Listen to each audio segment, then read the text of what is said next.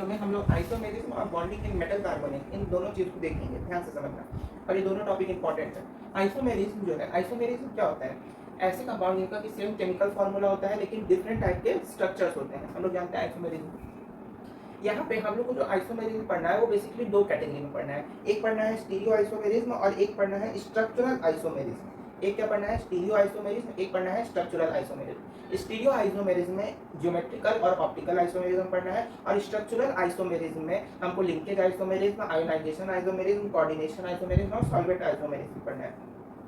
अब यहाँ पे एक चीज समझो, स्टीरियो आइसोमेरिज्म होता क्या है? स्टीरियो आइसोमेरिज्म सेम चीज होता है जिसमें सारा जो केमिकल फार्मूला भी सेम होगा, केमिकल स्ट्रक्चर भी सेम होगा, मेटल्स का जो अरेंजमेंट होगा, जो एटम्स के बीच में जो बॉन्ड होंगे वो भी सेम होंगे, यानी कोवैलेंट होगा तो कोवैलेंट बॉन्ड होगा, कोऑर्डिनेट होगा तो कोऑर्डिनेट बॉन्ड होगा, सब चीज सेम रहेगा। बस उसमें होता क्या है कि जो लिगैंड्स हैं उनका अरेंजमेंट जो होता है वो डिफरेंट हो सकता है। जैसे कि यहाँ एग्जांपल देखो, PtNH3 Cl2, PtNH3 अब इसका तुम नीचे स्ट्रक्चर देखो, स्ट्रक्चर में जो लेफ्ट साइड वाला होता है, जो लेफ्ट साइड, उसको बोलते हैं सिस। जो लेफ्ट साइड वाला स्ट्रक्चर होता है उसको क्या बोलते हैं? सिस। और जो राइट साइड वाला स्ट्रक्चर होता है उसको क्या बोलते हैं? ट्रांस। यानी ट्रांस वैसा स्ट्रक्चर जो दिखे, और सिस जो हम लोग, जैसे सिस स्ट्रक्चर एक्चुअल होता है, ट्रांस उसका जस्ट अपोजिट, दोनों एक दूसरे के अपोजिट होता है। तो देखो जैसे PtNH3 Cl2 का स्ट्रक्चर दिख रहा होगा, तो इस स्ट्रक्चर को अगर ध्यान से देखो तो इस स्ट्रक्चर में क्या दिख रहा है कि जो Cl है और NH3 है, पहले वाला जो है यानी कि सिस में अगर तुम ध्यान से देखो तो सिस में तुम देखोगे कि Cl जो है वो एक तरफ है और NH3 एक तरफ है, जबकि ट्रांस में Cl जो है वो एक दूसरे के डायगोनली है और NH3 क्या एक दूसरे के डायगोनली है। तो ये मेरा कैसा आइसोमेरिज्म होता है? Geometrical isomerism. ये कैसा होता है? Geometrical isomerism. समझ में बात आई? उसी तरीके से CONH3 Cl2 है। अब CONH3 Cl2 को भी देखो, उसका स्ट्रक्चर देखिए, CONH3 में NH3 जो है, एक बार सारे NH3 क्या है? एक तरफ है, और Cl क्या है? एक तरफ है। सिस वाले में दिख रहा होगा सारे NH3 एक तरफ और Cl जो है एक तरफ है। लेकिन अगर ट्रांस वाले में तुम देखो तो दोनों Cl क्या है? ऊपर है, और NH3 क्या है? साइड में है। Cl क्या है? एक के ऊपर एक है, नीचे एक है, ऊपर एक है, और NH3 जो है वो एक लेफ्ट में की तरफ दो NH3 और राइट की तरफ दो NH3, यानी कि कुल मिलाकर स्ट्रक्चर समझ रहे होगे कि बस ये जो स्टीरियो आइसोमेरिज्म होता है, और ये चीज ध्यान रखना है कि स्टीरियो आइसोमेरिज्म में ये जो स्टीरियो आइसोमेरिज्म है ये हेटेरोलेप्टिक ग्रुप में होता है। हेटेरोलेप्टिक ग्रुप क्या होते थे? जिसमें two kinds of donor group होते थे, जिसमें एक से ज्यादा जो होता है ब्रोमर, same kind of donor group होता है तो उसको हम लोग क्या बोलते हैं? होमोलेप्टिक। और अगर more than one kind of donor group आ जाए तो हेटेरोलेप्टिक। तो यहाँ पे देखो एक से ज्यादा डोनर ग्रुप है, जैसे NH3 एक डोनर ग्रुप है और Cl एक डोनर ग्रुप है। फिर नीचे वाले में भी देखो तो NH3 एक डोनर ग्रुप है और Cl जो है एक डोनर ग्रुप है। तो यहाँ एक से ज्यादा डोनर ग्रुप है, तो स्टीरियो आइसोमेरिज्म हमेशा जो है हेटेरोलेप्टिक कंपाउंड्स में पाया जाएगा। अब अगला जो है, अगला क्या है मेरा? COCl2 एक चीज और इसमें ध्यान देना है कि जो 4 कोऑर्डिनेशन नंबर जिनका 4 होता है उनका शेप क्या क्या होता है? स्क्वायर प्लेनर और टेट्राहेड्रल। तो अगर इन दोनों स्ट्रक्चर को तुम देख भी रहोगे तो इन दोनों स्ट्रक्चर में तुम्हारे स्क्वायर प्लेनर शेप भी है, कहीं कहीं स्क्वायर प्लेनर टाइप शेप दिख रहा होगा, टेट्राहेड्रल शेप भी होता है। 6 जो कोऑर्डिनेशन नंबर है उसमें ऑक्टाहेड्रल शेप होता है। 6 वाले में क्या होता है? ऑक्टाहेड्रल होता है। जैसे एक और टेट्राहेड्रल का देखो, एक और कोऑर्डिनेशन नंबर 4 जो है उसका एग्जांपल देखते हैं। जैसे यहाँ पे देखो COCl2 अब इसका तुम स्ट्रक्चर देखो, स्ट्रक्चर दिख रहा है? स्ट्रक्चर में अगर देख रहे होगे तो एक तरफ जो लेफ्ट साइड वाला स्ट्रक्चर है उसमें दोनों Cl क्या है? ऊपर की तरफ, और दोनों En क्या है? नीचे की तरफ। अब उसी को जब हमने क्या किया? ट्रांस किया, इधर तो जो लेफ्ट वाला गैसेस, और जब ट्रांस हुआ तो क्या हुआ? En जो है वो एक दूसरे के सामने आ गया और Cl क्या हुआ? एक दूसरे के सामने आया। मतलब कहने का ये है कि ज्योमेट्रिकल आइसोमेरिज्म में सेम टाइप ऑफ लिगैंड एक दूसरे की तरफ होता है, जैसे मतलब एक दूसरे के सामने होते हैं। जैसे अभी एक एग्जांपल PtNH3 Cl2 में देख लिए, PtNH3 Cl2 में देखोगे, उसके बाद CONH3 Cl2 में भी देख लो एग्जांपल दिख रहा है कि सारा जो लिगैंड्स है वो एक दूसरे के क्या है? सामने। जैसे NH3 के सामने NH3 है, Cl के सामने Cl, तो पता नहीं है। उसके बाद COCl2 उसमें देखो En जो है वो एक दूसरे के सामने है और Cl जो है वो एक दूसरे के सामने है। तो ये क्या हो जाता है? ज्योमेट्रिकल आइसोमेरिज्म हो जाता है। अब हम जो ऑक्टाहेड्रल शेप का डिस्कशन कर रहे थे कि ऑक्टाहेड्रल शेप में देखते हैं, तो ऑक्टाहेड्रल शेप का भी एक एग्जांपल है CONH3 हो सकता। ऑक्टाहेड्रल को फिर देखो, NH3 में कितना है? 3 है, और NO2 नाइट्रो का भी कितना है? 3 है। तो दोनों एमाइन और नाइट्रो कितने लिगैंड्स दे रहे हैं? 3 यानी कोऑर्डिनेशन नंबर 6 हो जाएगा। तो ऑक्टाहेड्रल शेप हो गया इसका। यहाँ देख रहे होगे। अच्छा, इसमें एक चीज देखोगे कि एक तरफ लिखा हुआ है फैट, एक तरफ मर लिखा हुआ है। एक तरफ क्या लिखा है? फैट, एक तरफ क्या लिखा है? मर। ये दोनों जो है सेम चीज होता है। जैसे सी का ट्रांस होता है उसी तरीके से फैट मर होता है। एक और चीज आएगा आगे में, लेवियो और डिटॉक्सी, ये दोनों भी सेम ही चीज होता है। जैसे सिस ट्रांस होता है वही चीज जो है, एक होता है ना सिनोनिम्स जानते हो ना, बस वही चीज है। तो फेक और मर भी वही चीज हुआ। तो यहाँ पे ऑक्टाहेड्रल शेप देखो, NO2 जो है सारा एक तरफ है और NH3 एक तरफ है, लेकिन वहीं उसका ट्रांस में देखो NH3 दो ऊपर एक नीचे है और NO2 जो है वो अगल बगल है, तो ऑक्टाहेड्रल शेप बना रहा है। कैसा शेप बना रहा है? ऑक्टाहेड्रल शेप बना रहा है। तो ये हो गया मेरा क्या? Geometrical isomerism.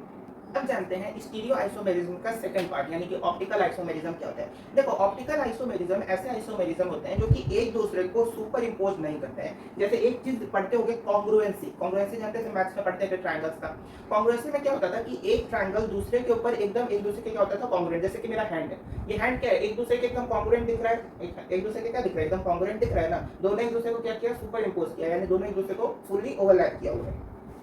लेकिन जो ऑप्टिकल आइसोमेरिज्म है वो इस तरह से अपने आप को फुल्ली ओवरलैप या सुपर इम्पोज नहीं करते हैं, जिसके कारण इनको हम लोग इनैंशियोमर्स भी बोलते हैं। क्या बोलते हैं? इनैंशियोमर्स। और जो मॉलिक्यूल्स और आयंस इस तरह सुपर इम्पोज नहीं करते हैं एक दूसरे को, उनको हम लोग कायरल बोलते हैं। क्या बोलते हैं? कायरल। स्पेलिंग लिख दे रहे हैं CHIRAL, कायरल। और ये जो कायरल होते हैं यानी मॉलिक्यूल्स और आयन, जो कायरल और मॉलिक्यूल्स और आयन होते हैं ये दो तरह के होते हैं। एक होता है डेक्स्ट्रो, एक होता है लेवियो। डेक्स्ट्रो और लेवियो क्या होता है वो दोनों चीज भी समझेंगे। ये जो डेक्स्ट्रो और लेवियो होते हैं ये जनरली पोज होता है ना, पोलराइज्ड लाइट जो होता है उसके अकॉर्डिंगली यानी प्लेन को कैसे रोटेट करता है और पोलराइज्ड लाइट को, वो सारा चीज जो है अगले चैप्टर में बताएंगे। उसी के कारण से इनका पहचान होता है कि कौन डेक्स्ट्रो है और कौन लेवियो, तो वो सारी चीज बाद में बताएंगे। अभी इतना समझो कि केवल एक डेक्स्ट्रो होता है, एक लेवियो होता है। डेक्स्ट्रो यानी कि वही सिस और लेवियो यानी कि ट्रांस, दोनों सेम मतलब सेम, सिनोनिम सेम है। जैसे जियोमेट्रिकल में सिस और ट्रांस बोल देते हैं, ऑप्टिकल में उसी को डेक्स्ट्रो और लेवियो बोल रहे हैं। तो जैसे एग्जांपल देखो COEN होल 3, EN क्या है? इथेन 1,2 डाइएमाइन, तो EN COEN होल 3+ है।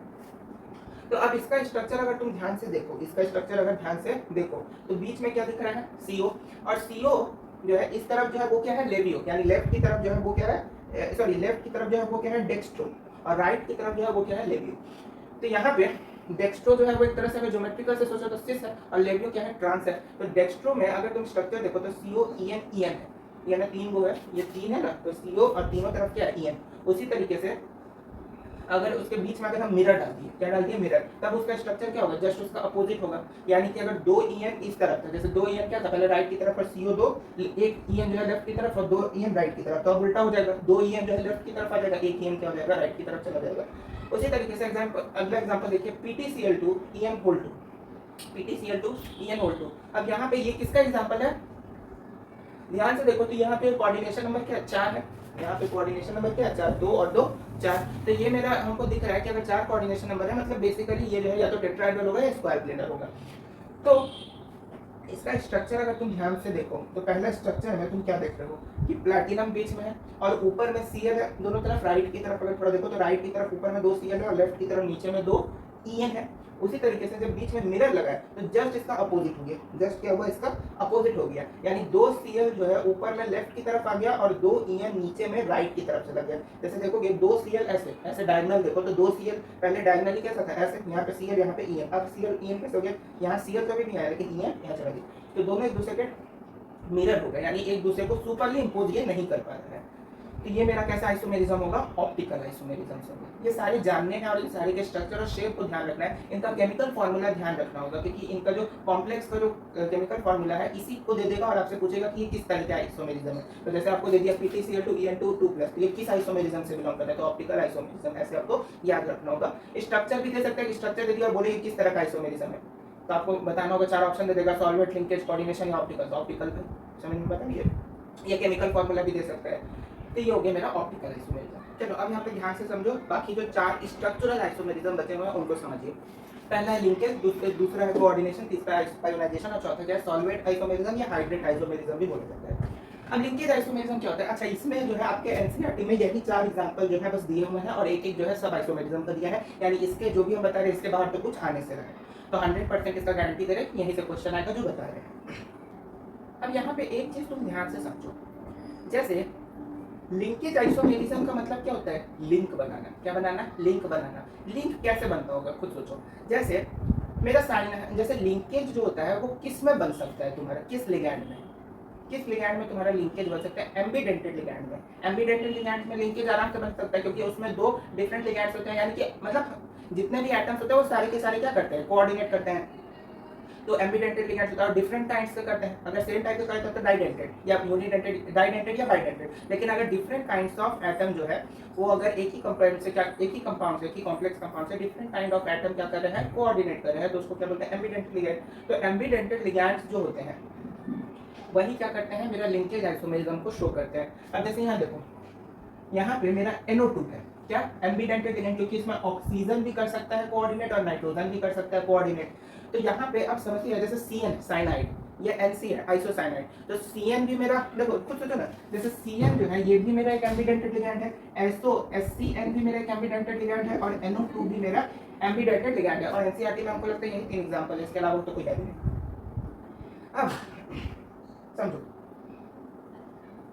अगर CN में अगर कार्बन जो है कोऑर्डिनेट करता है तब उसको क्या बोलते हैं, साइनो। अगर नाइट्रोजन कोऑर्डिनेट करता है तो उसको बोलते हैं आइसोसाइनो। SCN में अगर सल्फर कोऑर्डिनेट करता है तो इसको क्या बोलते हैं, थायोसाइनेट।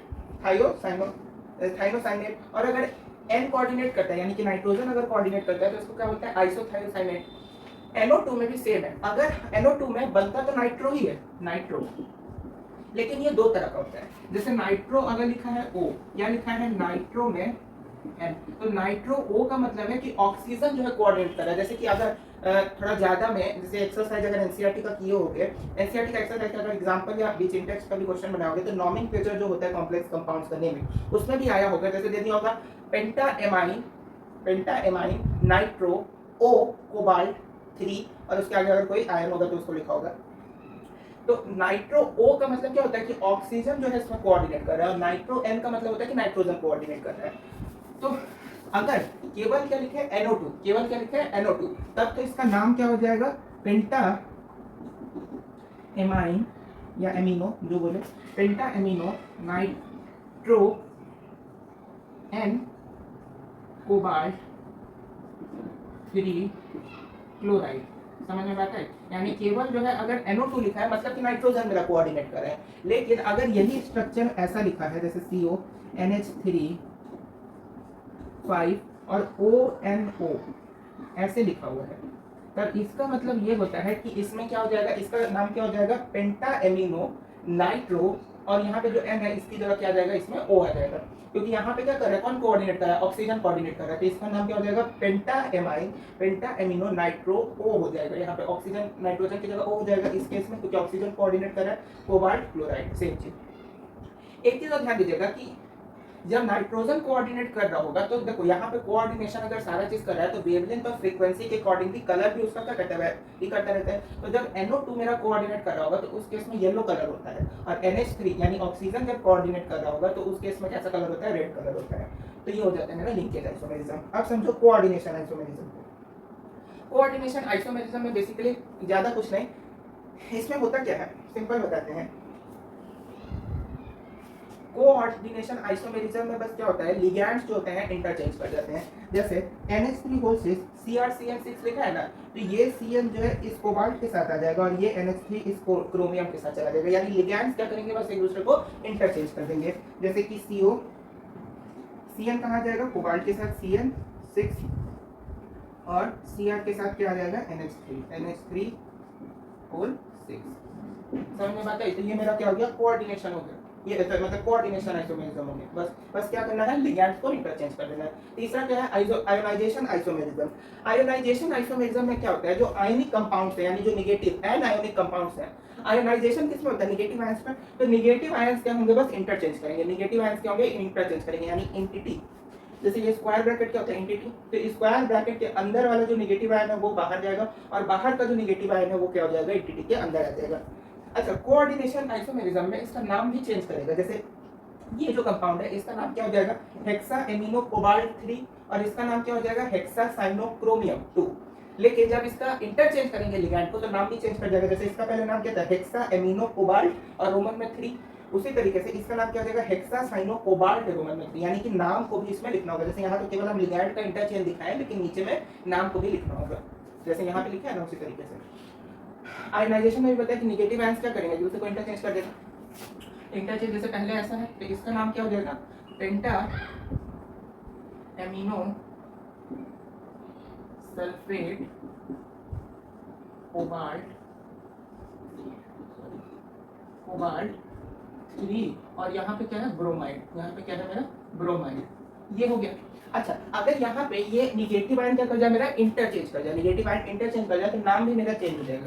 जैसे अगर निगेटिव आयन को इंटरचेंज करते हैं CO NH3O5 Br और SO4 तो तुम देखो मेरा निगेटिव जो एन आयनिक रिंग है वो क्या हो गया इंटरचेंज हो गया, तो इसका नाम भी क्या हो जाएगा इंटरचेंज हो जाएगा। शुरुआत में तो सेम ही रहेगा पेंटा एमिनो, और ये जो ब्रोमीन है तो इसका क्या हो जाता है ब्रोमो, ब्रोमो या ब्रोमीडो जो बोल सकते हैं, ब्रोमो कोबाल्ट 3 सल्फेट बताया। तो ये मेरा क्या हो जाएगा आयोनाइजेशन आइसोमेरिज्म। बस जो आयोनाइजेशन आइसोमेरिज्म से ध्यान रखना है कि नेगेटिव में होता है, यानी कि जो नेगेटिव पार्ट है उसको क्या करेंगे इंटरचेंज कर देंगे। सॉल्वेट या हाइड्रेट आइसोमेरिज्म को ध्यान से समझो। सॉल्वेट और हाइड्रेट आइसोमेरिज्म इसमें बस क्या होता है H2O मॉलिक्यूल का हेराफेरी होता है, यानी हाइड्रेट मतलब समझो ना कि वाटर से रिलेटेड होगा, यानी अगर H2O मॉलिक्यूल थोड़ा भी इधर से उधर हुआ तो इसके कलर में चेंज आ जाएगा, किसमें आ जाएगा कलर में चेंज आ जाएगा। जैसे एग्जांपल के लिए दिखा देते हैं,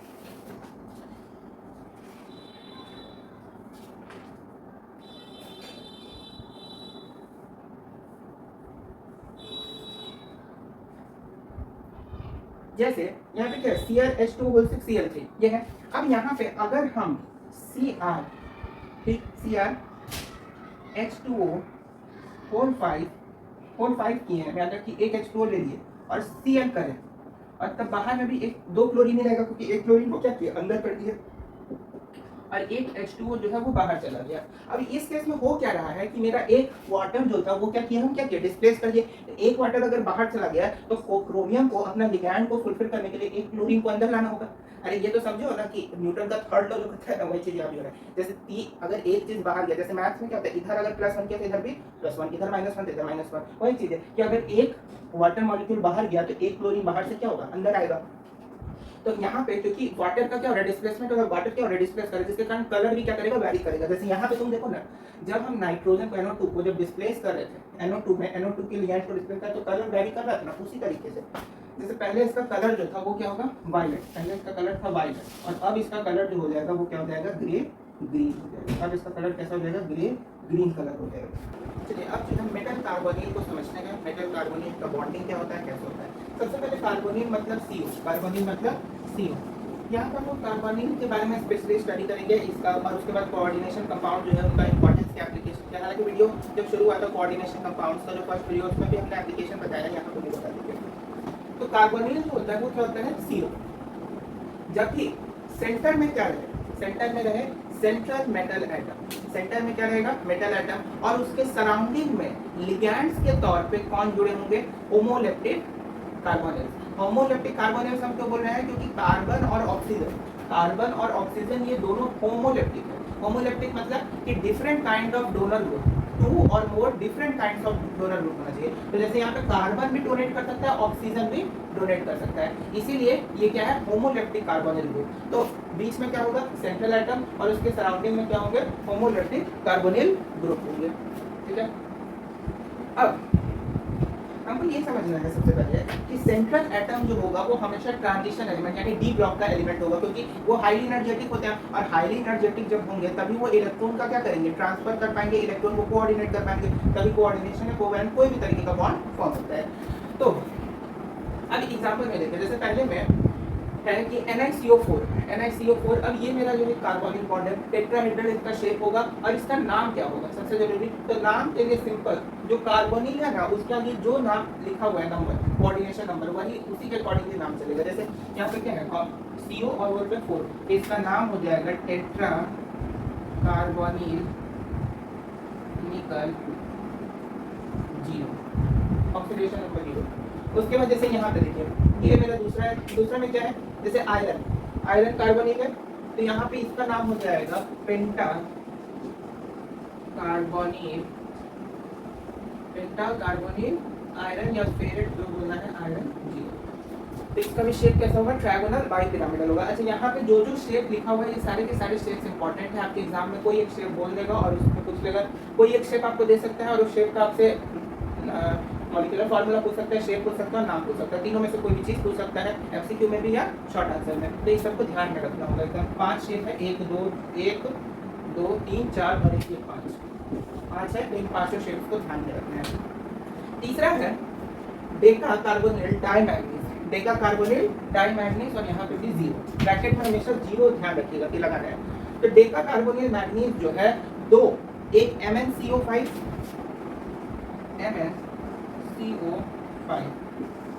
यानी पेंटा कार्बोनिल मैग्नीज जो है, पेंटा कार्बोनिल मैग्नीज इसी के जैसे पेंटा कार्बोनिल मैग्नीज ये एक कॉम्प्लेक्स हुआ, इसी के जैसे यही सेम दो कॉम्प्लेक्स को जब जोड़ा गया तो हम लोग को क्या मिल गया, deca di carbonyl dimanganese. Di carbonyl यानी यहाँ पे ये डी लिखा हुआ है, डी मतलब डेका, डेका मतलब क्या, डेका मतलब 10, तो यहाँ पे कार्बोनिल कितना है 10। तो यहाँ पे ध्यान रखना है कभी कभी डेका भी हो सकता है और DE भी हो सकता है, तो मतलब कि 10 है। तो डी कार्बोनिल डाइमैग्नीज या डेका कार्बोनिल डाइमैग्नीज यानी Mn2CO10। अब यहाँ पे स्ट्रक्चर देखो, यहाँ मैग्नीज मैग्नीज के बीच में सिंगल बॉन्ड है और यहाँ पे 5 कार्बोनिल होंगे। जैसे इस मैग्नीज से देखो 1 2 3 4 5 कार्बोनिल अटैच है, इस मैग्नीज से देखो 1 2 3 4 5 कार्बोनिल अटैच है। तो इसका शेप जो होगा वो स्क्वायर पिरामिडल जैसा होगा। इसका शेप कैसा होगा, स्क्वायर, क्योंकि एक जैसे जो कंपाउंड है ना, जैसे एक जो MnCO5 है वो मेरा, इसको बीच से ब्रेक कर दीजिए, तो बीच से ब्रेक करोगे तो एक शेप मेरा कैसा होगा, स्क्वायर पिरामिडल टाइप। तो इसका शेप यहाँ हम लिख देते हैं स्क्वायर पिरामिडल। इसका शेप कैसा होगा, स्क्वायर पिरामिडल शेप होगा। समझ में बात आई है। अगला है मेरा ये, अब इसको समझो, यहाँ पे ये जो है ये कोबाल्ट, ये मेरा क्या है, कोबाल्ट है। समझ, तो इसका नाम क्या है, CO2CO8। अब इसका ध्यान से समझो इसका नाम कैसे होगा। सबसे पहले यहाँ पे जो लिखा है, जो भी लिगैंड है, लिगैंड तो इसमें मेरा कार्बोनिल ग्रुप होगा। और कैसा कार्बोनिल ग्रुप, वो हम लोग कैसा ग्रुप मानेंगे, होमोलैप्टिक, क्योंकि होमोलैप्टिक ही होता है भाई, उसमें दोनों जो है different type of donor groups हैं। तो इसका नाम क्या हो जाएगा, octa carbonyl, octa carbonyl, octa carbonyl. और यहाँ पे कोबाल्ट कितना है, 2, कोबाल्ट कितना है, 2 है। तो इसका नाम क्या हो जाएगा, octa carbonyl di cobalt, di cobalt 0। समझ में बात है, 2 कोबाल्ट तो दोनों लिख दिया ऑक्टा कार्बोनिल। तो ये आपका गिवन है। फिर 5th नंबर को देखो, जैसे Cr OCO OCO CO CO CO। अब इसका नाम है CrCO6। अब इसका नाम क्या हो जाएगा, इसका नाम हो जाएगा हेक्सा कार्बोनिल।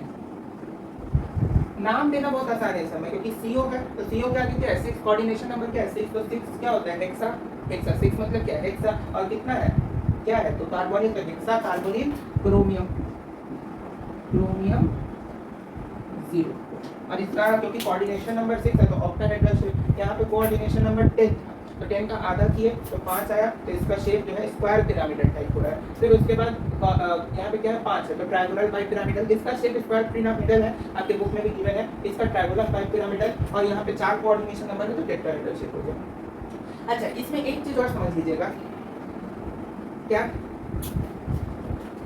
कि जैसे यहाँ पे जो एक चीज होता है कार्बन और ऑक्सीजन, जैसे यहाँ पे जो कार्बोनिल ग्रुप होता है इनके बीच में बॉन्डिंग होता कैसा है, तो जैसे कार्बन है और ऑक्सीजन है, तो कार्बन के पास 2 इलेक्ट्रॉन है, कार्बन के पास कितना इलेक्ट्रॉन है, 2 इलेक्ट्रॉन है। ऑक्सीजन के पास 1 2 3 4 1 2 3 4 5 6। अब यहाँ पे 4 इसके पास है।